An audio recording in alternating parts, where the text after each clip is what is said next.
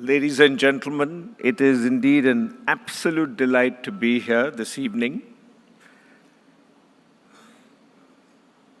It's actually a privilege because I'm going to reflect on the profound interconnectedness of life and the systems that sustain us.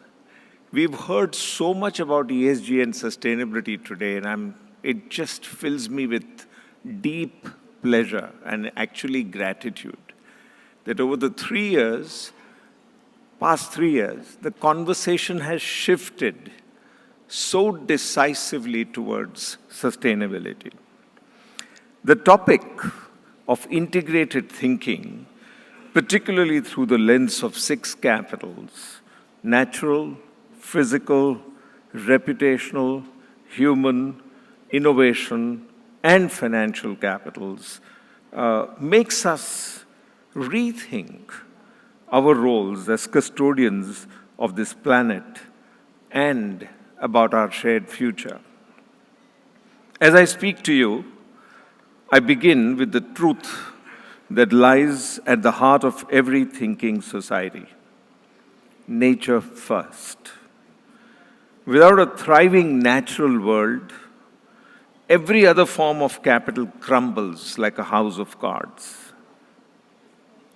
Let me take you to a journey through these 6 capitals, starting where all life begins, with nature, and ending with the call for financial systems that regenerate rather than exploit. So what is nature first? It is our forests, our oceans, our air, our biodiversity. It is the bedrock upon which all other capitals depend. Yet, we are dangerously close to the tipping point of its collapse. We are shooting forward beyond the 1.5 degrees Celsius limit set by Paris. Consider this sobering reality. We have already destroyed over half of the world's carbon sinks, which were actually enabling us to reduce or capture our carbon which we were emitting. We have reduced those sinks. The ecosystem that act as nature's lungs, drawing carbon dioxide from the atmosphere and returning oxygen to us, that sink we have destroyed. Forests, wetlands, peatlands, and oceans have long protected us, but they are under siege. The rainforests of the Amazon, often referred to as the lungs of the planet, are being ravaged at an alarming pace. Coastal mangroves, which shield us from hurricanes and tsunamis, are disappearing. Coral reefs, the rainforests of the sea, are bleaching into barren landscapes.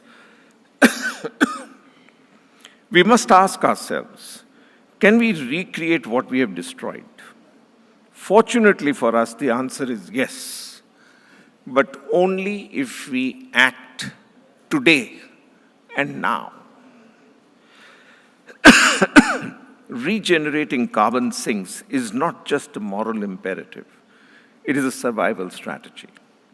Nature is resilient when given the chance, and there is immense promise in initiatives that restore degraded lands, rebuild mangroves, and rewild ecosystems. These efforts not only capture carbon, but also replenish biodiversity and strengthen communities. Nature first means recognizing that every investment, every decision, and every action must account for its impact on our planet's ecosystems. Without this focus, the other capitals we so highly value, innovation, financial systems, and even human talent, will lose their foundation. Clean energy and the promise of EV mobility are critical, and action to transition must happen now. We are fortunately, on the cusp of a revolution in energy systems. We've already seen that India is racing towards its own determined targets. There's no country which is, other than China, which is creating solar, wind, and battery capacity as rapidly as India is. And that we must continue to support.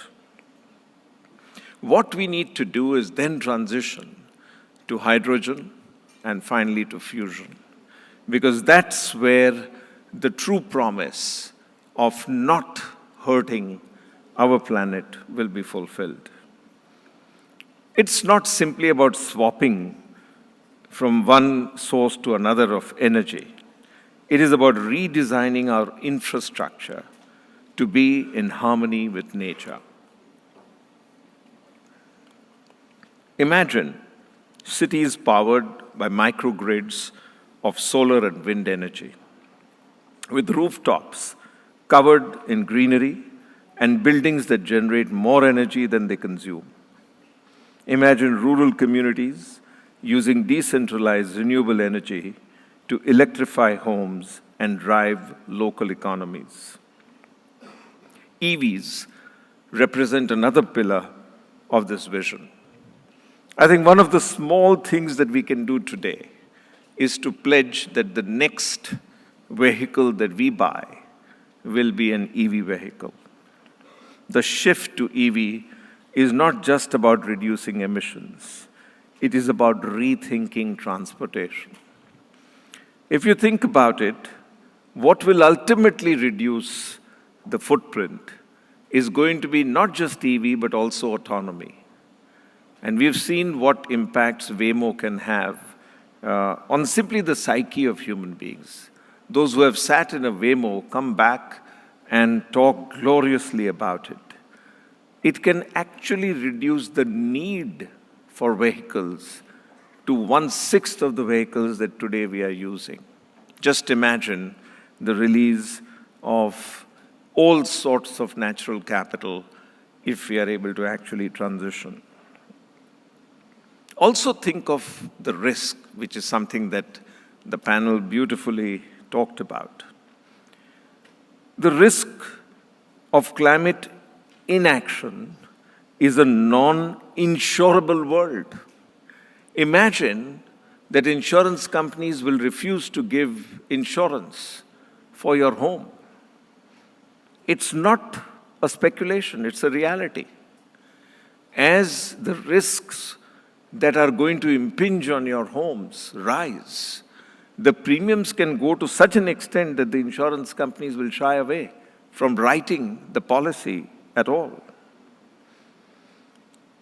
Integrated thinking requires that we address these risks not in isolation, but as a part of a holistic strategy that strengthens all forms of capital. If we fail to act decisively on climate, the financial costs will be staggering, but the human and ecological losses will be immeasurable, because it will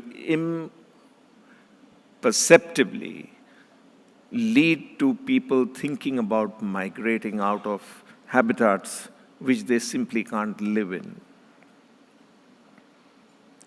Now let's move to physical capital. When we think of physical capital, we often envision infrastructure, roads, buildings, factories. But physical capital must be reimagined for resilience in a changing climate. We must also provide for stranded assets as we transition. Resilient infrastructure is not just about withstanding disasters, it is about thriving in harmony with the natural world. Green buildings that sequester carbon, water systems that recycle and purify, and urban designs that prioritize walkability and green spaces are examples of physical capital that aligns with nature-first principles. It is no longer enough to build bigger and faster. We must build smarter and greener. Reputational capital, earning trust in a connected world, is so important, because trust and goodwill of a business or institution has never been more critical. In fact, on every balance sheet, the real asset or the large part of the asset is the intangible asset that has been embedded in the way that you have built up the entire enterprise. Human capital, nurturing the stewards of tomorrow, that is what human capital is all about. Knowledge has to be acquired, skills have to be enhanced. We have seen all the changes, Industry 5.0 that we heard about, and all the other AI and other challenges that we face will require a completely new set of skills.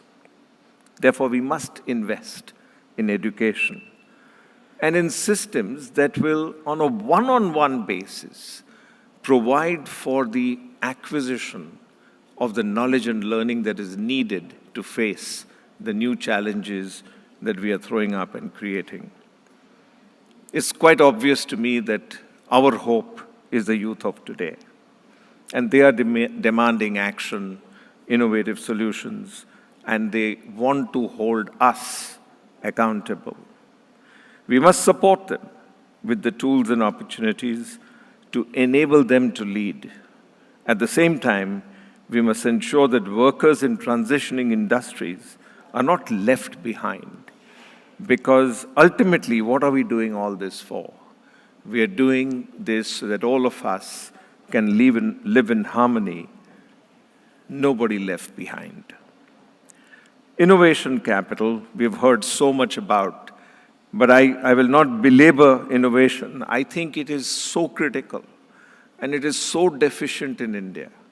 The R&D expenditure percentages of India as a whole is in the bottom quartile of the planet. We need to quickly move to the top quartile. And I'll leave it at that. It is absolutely critical that we invest in that future. And so what is financial capital, finally? It must evolve to become a force for good. Too often, finance has been an extractive tool, prioritizing short-term profits over long-term resilience. Integrated thinking demands that financial systems invest in regenerative projects, support clean technologies, and de-risk climate solutions.